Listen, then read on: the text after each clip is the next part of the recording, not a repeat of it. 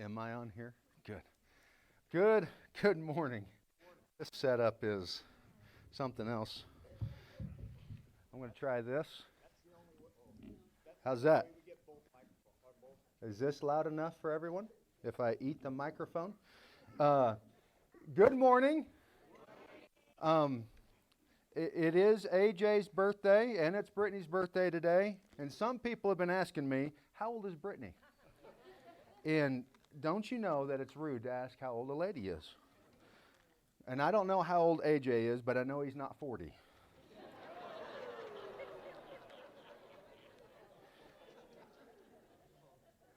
I didn't say how old she was.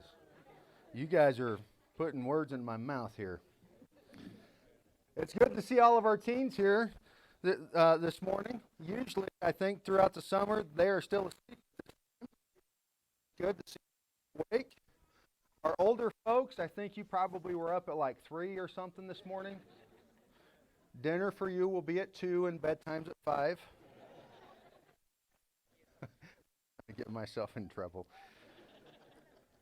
So I have Gideon and his courage this morning. And when I first got that topic, I thought, man, this is a slam dunk. Because I've taught classes on Gideon. I have preached sermons on Gideon. I thought this is the real deal. I got this. I got it. And then I started thinking as I started reading through it, and I was thinking back to as a child, when children's stories and fairy tales were read to you as a child, and maybe you were like me, maybe you watched them on Disney, and so you watch those, you hear those stories, and then when you get older, and you learn what the original fairy tale was like, or the original children's story was like, and you realize that was pretty dark. It's pretty brutal, pretty gruesome, some of them are. And as I started digging into the text of Gideon, and Gideon covers Judges chapters 6, 7, 8, and 9. If you go ahead and turn there to Judges 6, that's where we're going to be at. And I started digging into it, and I realized Gideon's not the person I thought he was. He's kind of a loser. I mean, he really is. And I thought, growing up, especially VBS, right? You hear the story in VBS. You hear about Gideon, and he's being called out to deliver the Israelites from the hand of Midian. And he gathers an army together, 32,000 men. This is all in chapter 7. 32,000 men, and God says, no, you have too many men to go against 135,000. And so God says, hey, everyone that's scared, tell them to go home. And so 22,000 men leave. And he's left with 10. Now, that's a 1 to 35 deal there. That's pretty bad odds. And so then God says, you still have too many men, and so go ahead and go down to the river, and anybody that gets on their hands and knees and puts their face into the water, you tell them to go home, but anybody that takes the water up from their hand and drinks it out of their hand, you keep that person. And so Gideon's left with 300. Those are terrible odds. And yet, we're enamored with heroes and superheroes. We're enamored with those people that are just ordinary people that come out of nowhere and do extraordinary things. I think of when you read about the Medal of Honor recipients. Those guys, holy cow. To read about the things that they did. We're enamored in fact, with superheroes, Captain America and Peter Parker. I don't know any others. Hulk Hogan. That's wrestling. He was my hero as a kid. Oh, there's so many jokes going through my head right now. The Incredible Hulk, that's what I wanted to say. But we're enamored with superheroes, and we have this mindset of Gideon that here's this guy that all of a sudden, he's an ordinary guy, and just out of nowhere, he becomes this extraordinary person, and he hypes up his 300 men, and he goes and annihilates 135,000 Midianites. And he does. He kills all of them and the 4 kings leading them. And we think, wow, this guy is a stud. But when you start reading through those 4 chapters, you realize Gideon wasn't all that great. But I think we got to set the story here. So let's look at Judges chapter 6, if you'll follow along with me, and we'll kind of get the scenario here. Again, the Israelites did evil in the eyes of the Lord, and for 7 years he gave them into the hands of the Midianites. Because the power of Midian was so oppressive, the Israelites prepared shelters for themselves in mountain clefts, caves, and strongholds. Whenever the Israelites planted their crops, the Midianites, Amalekites, and other eastern peoples invaded the country. They camped on the land and ruined the crops all the way to Gaza, and did not spare a living thing for Israel, neither sheep, nor cattle, nor donkeys. They came up with their livestock and their tents like swarms of locusts. It was impossible to count the men and their camels. They invaded the land to ravage it. Midian so impoverished the Israelites that they cried out to the Lord for help. We're going to meet Gideon here in a few verses, but you get the idea that the situation was dire for the Israelites. They were desperate, and they were crying out for someone to deliver them. And so they would hide out in the mountains. They would hide out in the caves. They would hide out in cisterns and wine presses and things like that, just so that they could survive. And they did that for 7 years. And then we keep reading. When the Israelites cried to the Lord because of Midian, he sent them a prophet who said, "This is what the Lord, the God of Israel, says. I brought you up out of Egypt, out of the land of slavery. I snatched you from the power of Egypt and from the hand of all your oppressors. I drove them from before you and gave you their land. I said to you, I am the Lord your God. Do not Amorites live, but you have not listened to me." And so we see why the Israelites are in the situation that they're in. It's because they have failed to listen to God, and now they are worshiping the gods of the Amorites. And God told them explicitly, do not do this. And then we meet Gideon. Verse 11, the angel of the Lord came and sat down under the oak of Ophrah that belonged to Joash the Abizrite, where his son Gideon was threshing wheat in one of you got it, good, in a winepress, to keep it from the Midianites. When the angel of the Lord appeared to Gideon, now catch how the angel of the Lord addresses Gideon. He said, "The Lord is with you, mighty warrior." You see, Gideon is hiding. But now he's been addressed as a mighty warrior, and he's been told, God is with you. And it's almost like we see in an instant, Gideon, he's emboldened. And he kind of gets a chip on his shoulder. And read what he says. "But sir," verse 13, Gideon replies, "if the Lord is with us, why has all this happened to us? Where are all his wonders that our fathers told us about when they said, 'Did not the Lord bring us up out of Egypt?' But now the Lord has abandoned us and put us into the hand of Midian." He's getting a little chippy with the angel of the Lord, isn't he? Like, okay, if God is with me, then where is he at? This is what he did for us coming out of Egypt, and I don't see that happening now. And then he's addressed. Verse 14, the Lord turned to him and said, "Go in the strength you have, and save Israel out of Midian's hand. Am I not sending you?" Calls him, says, "You are a mighty warrior, and now am I not sending you?" And Gideon starts to backpedal. Whoa, wait a second. Okay, I know we need to be delivered, but me? Because that's what he says. He says, "But Lord, how can I save Israel? My clan is the weakest in Manasseh, and I am the least in my family." So Gideon, he wants to be delivered, and God is going to use him, but he's trying to come up with an excuse to get out of the job. I mean, that's what he's doing. And then God goes on to tell him, God answers him, "I will be with you, and you will strike down all the Midianites together." And then Gideon goes on and he says, if I can find favor in your eyes, let me go and prepare a meal for you. And what Gideon's going to do here, and I'm going to paraphrase this because you don't want me to read all chapter 6, 7, 8, and 9 to you. And so Gideon prepares a meal for the angel of the Lord. And his thought is that he is test to make sure that the message is from God. And so Gideon goes and he prepares a meal, prepares some broth to go with it, and he brings it out. And the angel of the Lord says, hey, sit it down right there on the rock. And then pour out the broth too. Now the text doesn't tell us if he poured the broth out on the ground or if he poured it out on the meal.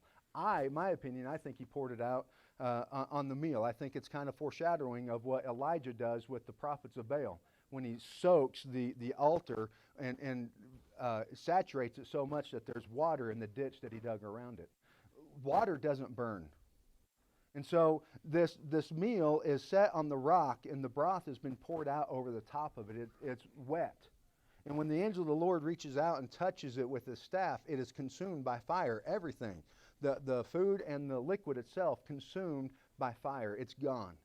And then Gideon realizes that this definitely is God. And when Gideon realizes that it was the angel of the Lord, he exclaimed, "Ah, sovereign Lord, I have seen the angel of the Lord face to face." And then God tells him, "Peace, do not be afraid. You are not going to die." Now, when you think of that, why is God reassuring Gideon that he's not going to die? It's almost like there's some backstory there that Gideon is afraid, and he's thinking, okay, I'm going to be the one that delivers the Israelites out of the hand of Midian, and I'm going to die doing this. And God has to reassure him, no, you are not going to die.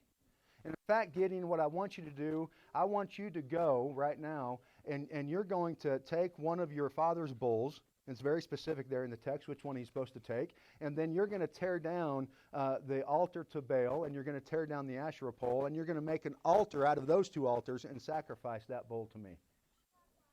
And so Gideon does this, but catch how he does it. He was afraid, and so he does it in the dark of night because he doesn't want anybody to know that it's him. And so he goes and he does this, and the next day, when everybody wakes up, everyone realizes our altars have been destroyed, and now there's this new one. Who did this? And the text tells us that, after a careful investigation, they find out that it was Gideon, the son of Joash. And so they're ready to kill Gideon right then and there.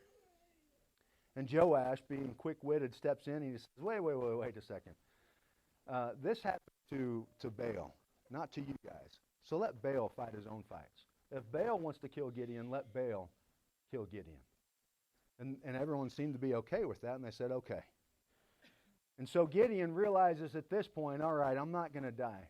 Okay, God, if you want me to take on the Midianites and deliver your people out of the hands of the Midians, let me just have one more test to make sure that it's you. And so he gets a fleece and he sets it out on the ground and he says, God, what I want in the morning, I want this fleece to be wet with dew and everything around it to be completely dry. And so the next morning, Gideon gets up and he grabs that fleece and he wrings out a bowl full of water. That's how much liquid or dew was in that fleece, a bowl full of water. And still Gideon is unsure at this point. He says, God, if I may, just one more test. If I can just lay this fleece out one more night, and then tonight the fleece be dry and everything around it be wet. God does, verse 40 of chapter 6, and the ground covered with dew. Verse 40, that night God did so, only the fleece was dry, and all the ground was covered with dew. And then we get into chapter 7, and we see that Gideon is ready to fight. We see he's ready to take on the Midianites, and he goes out and he calls out for his army, and he gets 32,000 men, and it's now down to 300. But Gideon's still scared. He's still not sure if the plan that God has him on is going to work. And we see that in verse 9 of chapter 7. During that night, the Lord said to Gideon, get up, go down against the camp, because I am going to give it into your hands. If you are afraid to attack, this is God speaking. Gideon, if you are afraid to attack, Go down to the camp with your servant Purah and listen to what they are saying. Afterward, you will be encouraged to attack the camp." And so he and Purah, his servant, went down to the outposts of the camp. The Midianites, the Amalekites, and all the other eastern peoples had settled in the valley, thick as locusts. Their camels could no more be counted than the sand on the seashore. That's a lot of army to go against. Gideon arrived just as a man was telling a friend his dream. "I had a dream," he was saying. "A round loaf of barley bread came tumbling into the Midianite camp. It struck the tent with such force that the tent overturned and collapsed." His friend responded, this is Purah, his friend responded, "This can be nothing other than the sword of Gideon, son of Joash, the Israelite. God has given the Midianites and the whole camp into his hands." And when Gideon heard the dream and its interpretation, he worshiped God. He returned to the camp of Israel and called out, "Get up! The Lord has given the Midianite camp into your hands." Gideon is now emboldened. He's heard God, and now he's listening to God, and he's like, "We've got this, and we can do it with 300 men. Now, if I were one of the 300 men, I would think Gideon's crazy at this point, because then he hands out a torch, and he gives me a clay jar, and he says, "Put the clay jar over the torch, and then here's a trumpet." I would be thinking, "Where's my sword?" And Gideon says, "Do exactly as I do." And they go and they break the torch, wave the torches around and blow the trumpets, and they start yelling and screaming. And I would be thinking, this is not going to work. There's 300 of us waving torches around, and we're going to beat an army that's well equipped, and they're going to take us out. But that's not what happens. The Lord causes the Midianite army to turn against each other, and they start fighting each other. And they kill themselves, and then they start running. And Gideon pursues the Midianite army all the way to the Jordan River. And at that point, 120,000 of them had been killed, and 2 of their kings were dead. 15,000 had crossed the Jordan River, and 2 of their kings had crossed the Jordan River too. And Gideon and his 300 men continued to chase them, even though they were exhausted. And he captures them, kills the other 15,000, and kills the other 2 kings. See, this is where we're enamored with the superhero, right? With the hero of the story. And then verse 22 of chapter 8, the Israelites said to Gideon, "Rule over us, you, your son, and your grandson, because you have saved us out of the hand of Midian." But Gideon told them, "I will not rule over you, nor will my son rule over you. The Lord will rule over you." You see, Gideon is listed in Hebrews chapter 11. That's known as the Faith Hall of Fame. And he's mentioned in there just briefly, but I think he's mentioned in there because he has heard God's voice, and he's listened to God's plan, and he's executing God's plan. But also right here, he is saying when he's offered a kingship for all of Israel, he said, "No, I will not be the one to do this. It's going to be God." And I think that's why Gideon is mentioned in Hebrews chapter 11. But when you really start to look at this text, you kind of see how Gideon he's a wimp. He has to be encouraged over and over again and reassured over and over again that God is with you. "I am with you, Gideon. Just do as I say. You're not going to die. And if you're still afraid, then do this." He was hiding in a wine press.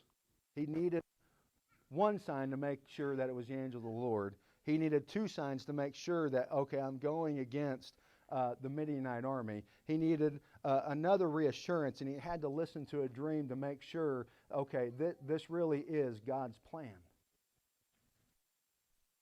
And so, even though the situation was dire and they were desperate, Gideon is the one that delivers the Israelites out of the hands of the Midianites, because he heard God's voice and he listened.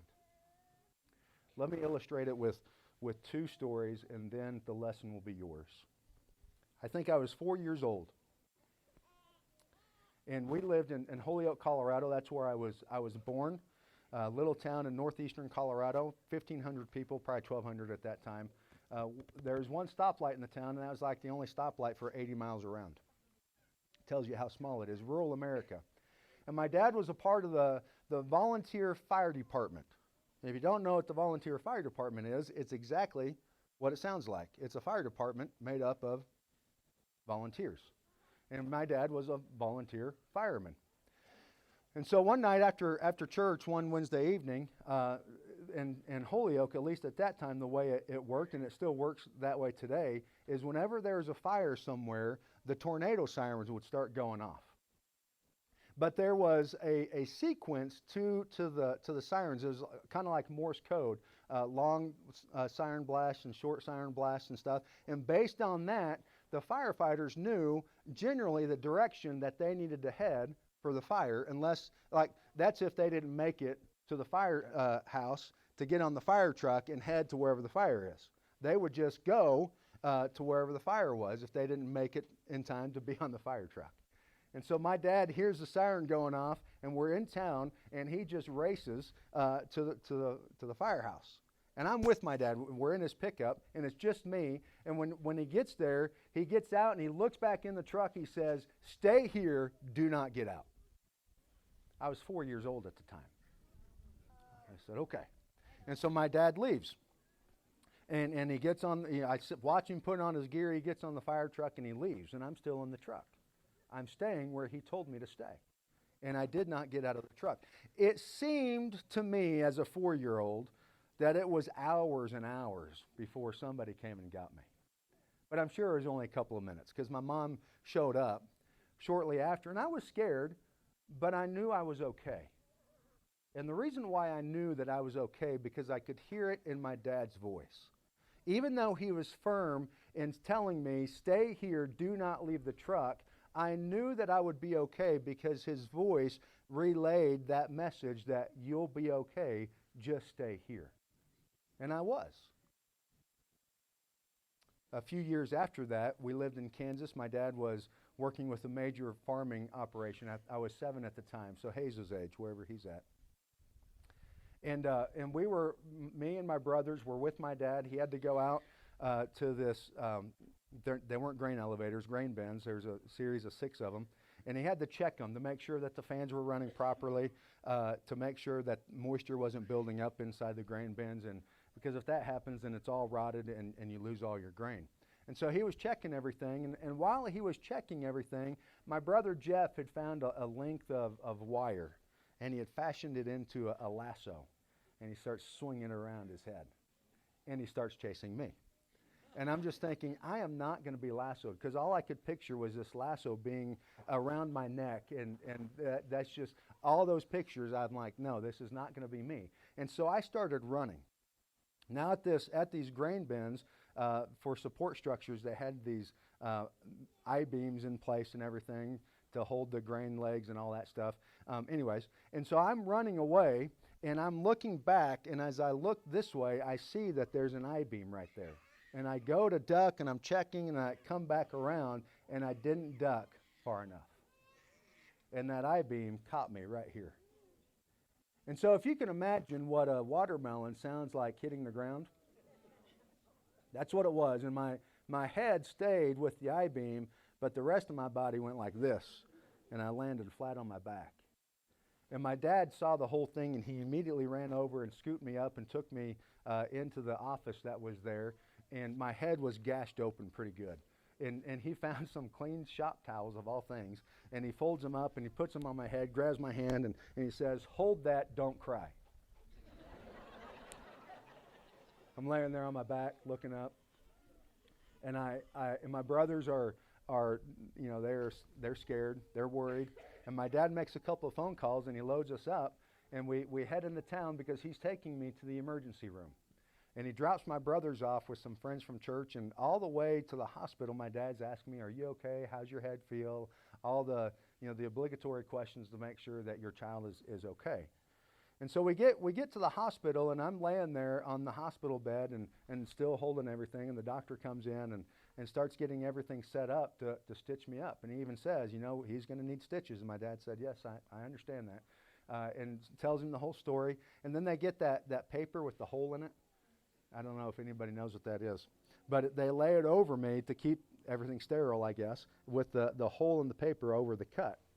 And then I hear the doctor say this. He said, okay, Dad, you're going to have to hold your son down. And my dad said, no, I'm not going to need to do that. And the doctor, I'm assuming, looked at my dad and said, you don't understand. I'm going to stitch him up right now. You are going to need to hold your son down.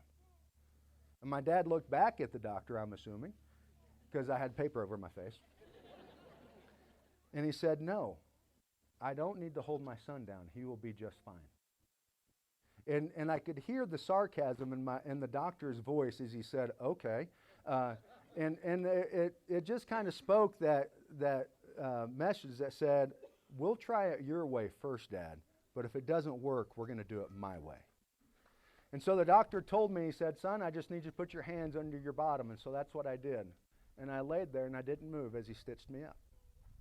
And when the doctor was done, he cleans everything up and he said, you did a really good job, so proud of you. And then he looked at my dad, he said, in all the years that I've done this, I've never had a kid lay there as still as he did as he got stitched up. Every time a parent has had to lay across their child to hold them down. You see, I heard in my dad's voice when he said, I don't need to do that. He will be okay. And I knew that it would be okay. I think the reason why Gideon had so much courage is because he heard God's voice and he listened to God's voice. And sometimes for us, regardless of the situation, we may think that our situation is extremely dire and we are so desperate and we're just crying out for deliverance and we're looking for courage from somewhere and we think it's going to come from inside of us or from somebody else, when all along God is just saying, just listen to my voice. Hear me and listen to me, and I will give you the courage that you need. You see, Gideon is listed in Hebrews chapter 11, not because of his courage, but because of the courage that God gave him. So the question is, whose voice are you hearing, and whose voice are you listening to? Let's pray. God, thank you so much for this day that we get to be out here in your creation, here at Trinity Pines, enjoying one another's company, enjoying one another's fellowship. God, I pray that as we look at this theme this weekend, being rooted in courage, that you will speak to us. You know what each of us needs to hear. But God, not only that, help us to hear your message, but help us to listen as well. And to know that whatever it is that we need, you will provide it for us.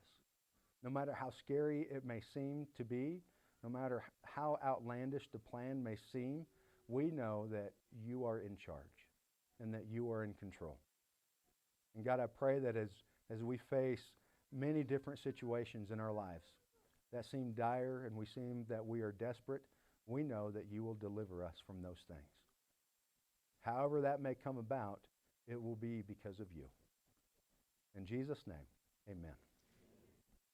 It is right at almost 10:15. You're welcome.